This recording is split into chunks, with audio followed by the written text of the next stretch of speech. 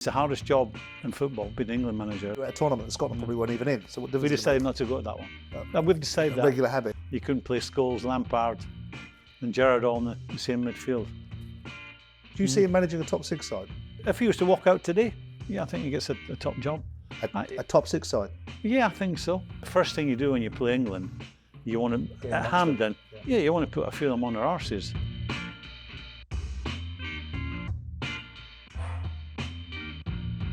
Welcome to episode 3 of Simon and Souness, or Souness and Simon, as Graeme would It's got a nicer prefer ring it. to it, I think. You think? Yeah.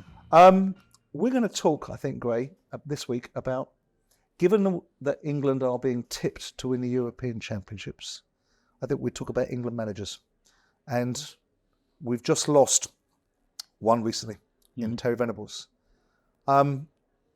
You must have met him. I met him on a number of occasions. I bought the club that he managed. What was your experiences of Venables? When I was 15, I came down here from Edinburgh, joined Spurs. He was a big player at Spurs at the time.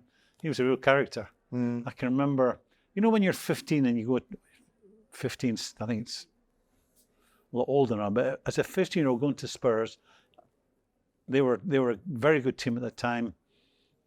You remember who the good guys were. You were 15. I was 15. But you go into a football club and it's imprinted very early on. What was that, late 60s? Yes. Yeah. And Who was the manager? Bill Nixon? Bill Nick. Yeah. And you go into you had to knock to go in the home dressing room. So I remember him being one of the really good guys. And what I remember about him, one of my jobs on a Friday was we had brass door pushes on the doors, brass plates on. I got a cozy job. My job was to clean the brasses on a Friday after training. And I remember being in the treatment room, and he was in there, and he was singing. And I thought, you can sing. He was singing at the top of his voice. Really good singer. Yeah, he was. And he was always cracking jokes. And he was always But he was lively. in that mix when he was George Graham, and I think Chopper Harris they all had these tailors, didn't they? And he was a bit of he wrote the Hazel books, didn't he? I mean, For me, I remember from Palace from '79 when they got promoted from when Malcolm Allison brought him in to Palace. But for Venables, obviously, he was part of a group of young managers, or a young manager that came in. The team of the 80s was Palace, but as far as an England manager, what did you make of him as an England manager? Because obviously that 96. Can I just give you a little bit more background? He was a football man. When I was a player at Liverpool, late 70s, early 80s, he used to come to all the European games. And I say all of them. And then get the last train back to London after the game, but it would be in the players' room afterwards.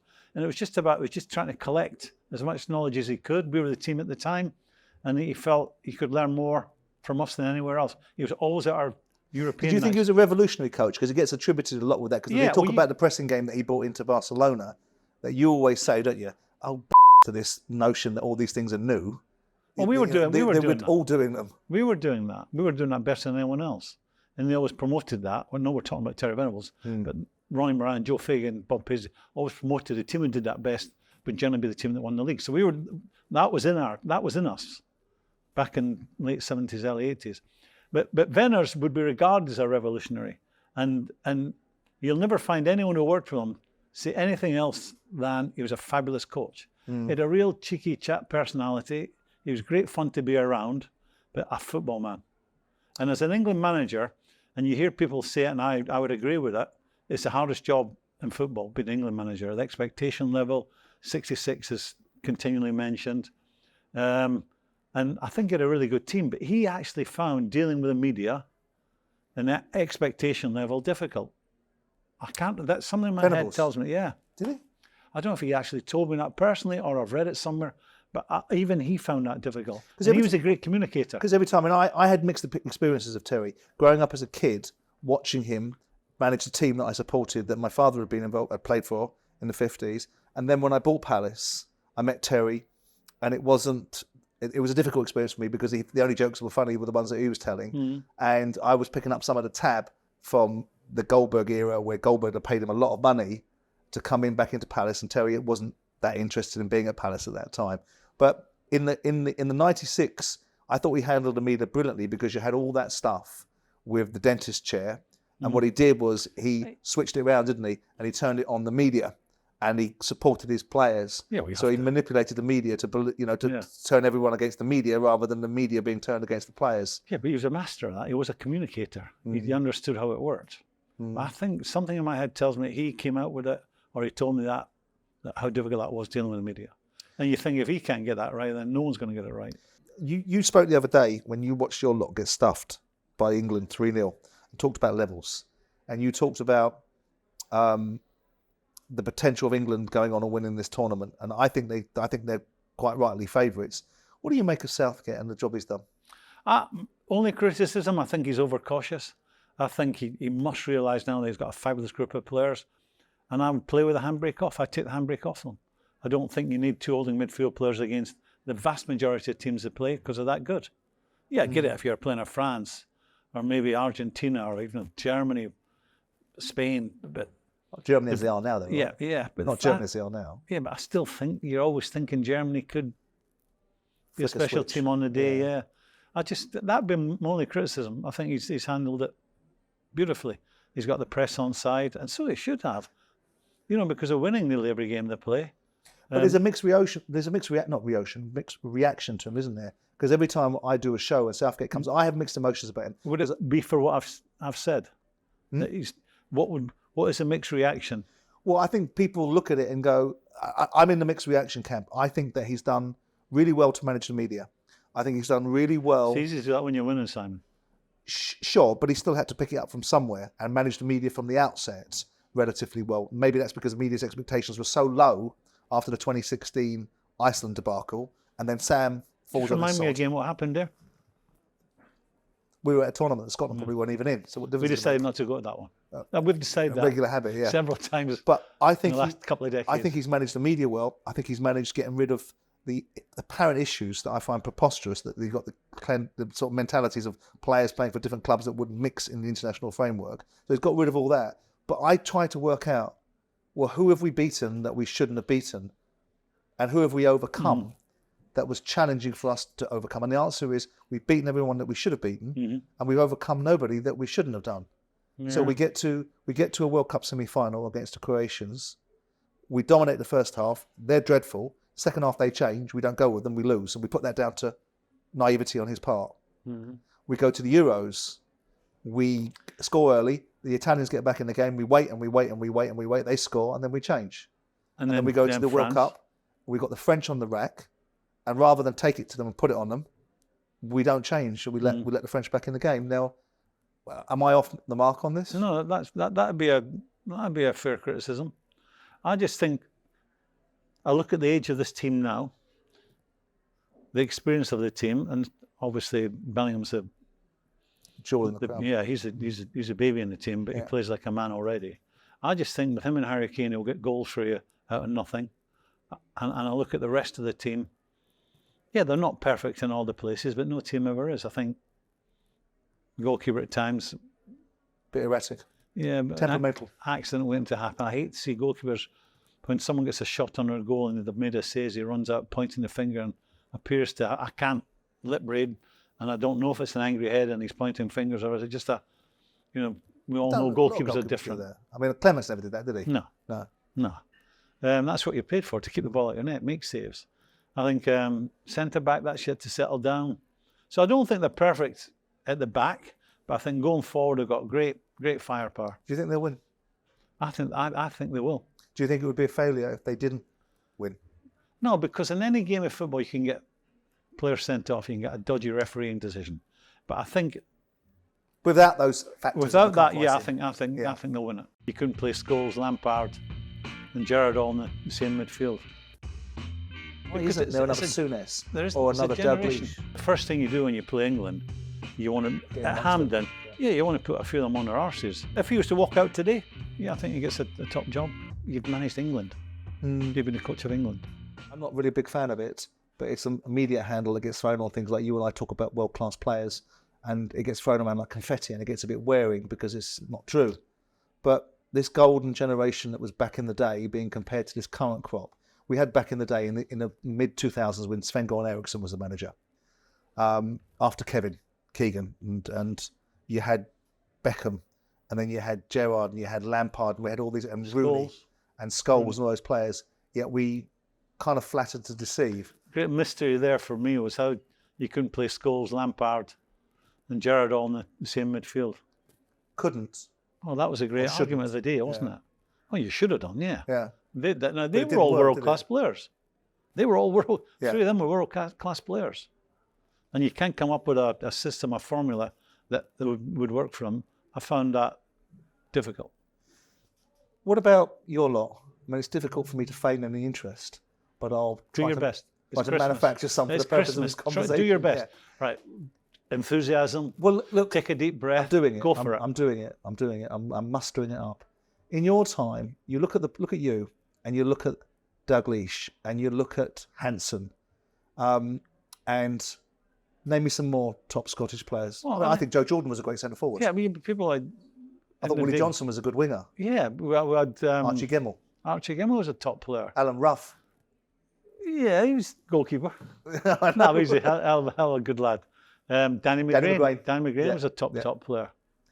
But these players were top players. You were top players. What's happened to Scottish football that this seems to have just drifted away? I think it's a generation thing. You know, Southgate's lucky. You know, when you're a manager of a national team, you're totally reliant on what the nation has thrown up at that particular time. You can't buy players, you can't trade them. If you analyse how many days you have actually to work with them, it's not a lot. You're not coaching them. No, you can't change them. You're taking them over, and you maybe ask them. You picked them because you see them doing good things for their club, and you bring them into the national stage. You can ask them to do something different. But why isn't there another? Why isn't there another Souness or another Dalglish?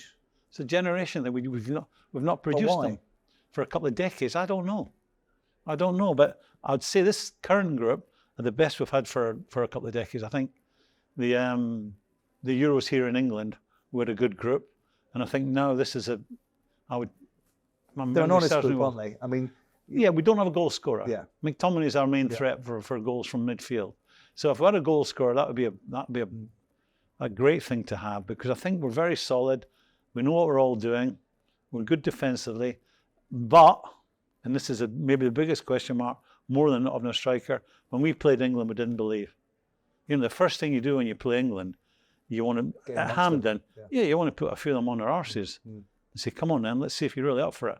That night, England started like that. They were putting Scottish players on their backsides and getting amongst them and saying, come on then.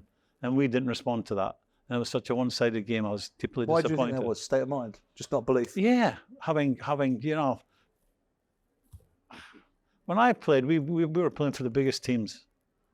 And, you know, when I'm playing against England, some of my teammates, I knew, Kenny certainly did as well, we were every bit as good as them and better. So we never had any inferiority complex when we played England. But that group at Hampden a couple of months ago did. And that disappointed me greatly. No, you can play badly in a game, you can get beat, but we didn't turn up. We didn't turn up with the fire to meet them head on in a challenge. We were allowed.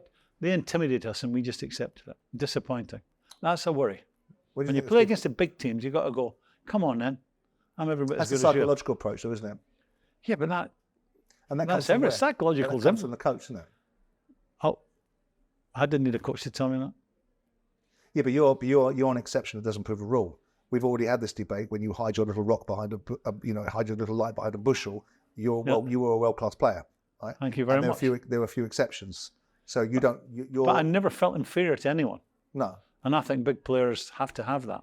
I don't think you can be a big player unless you have that. You're going on the pitch and thinking that you're better than the guy you're playing against. And I'm going to show you today. If we move back to England for a second, because it's far more interesting than your lot. If Southgate doesn't win the European Championships, I think he'll go. And what if he wins it? I think he'll go then as well, because I think. So he's going. Well, I think what will he have been there 7 years? Do you see him managing a top six side? I think his record. If he was to walk out today, I think he gets a top job. A top six side. Yeah, I think so. Like who? Well, you mentioned the top six. I mean, potentially there's going to be openings because of the demands of the Premier League. Yeah, I think the way he's handled himself, he's obviously had media training. You know, he moves his hands. They never have a clenched fist, do they? It's a massive. How do they do it? How do they do it? I'm thinking of you know, the Tony Blair, all the politicians, how they use their hands. Body language. That's the one, isn't it? They do that with Positive. some, yeah. So yeah, I see him getting a top job. Do you? Yeah. Why are you surprised at that? Because we've just said that managing a national side is very different in terms of the amount of time you have with players. Not only would he get offered a top 6 job. I'm surprised you said it. He'd get offered a big job abroad as well. Just, you've managed England. You've been the coach of England. I'm surprised by that. Who do you think would replace him? Do you think someone like Eddie Howe would be a good fit for it? Well, if it was this summer, I think that rules out Eddie, because I think it's very much... Got a work in progress. He's involved with Newcastle. Beyond Eddie, it has to be an Englishman, I think. It should be a fundamental requirement, shouldn't it? If to play for your country, you have to be English or Scottish or whatever. Then to manage your country, you should have to be English or Scottish. Yeah, you think we live in a globalized world. I know. Yeah, but I'm talking about then on that basis. In a perfect scenario. Yeah. England tried, an Italian tried, a Swede.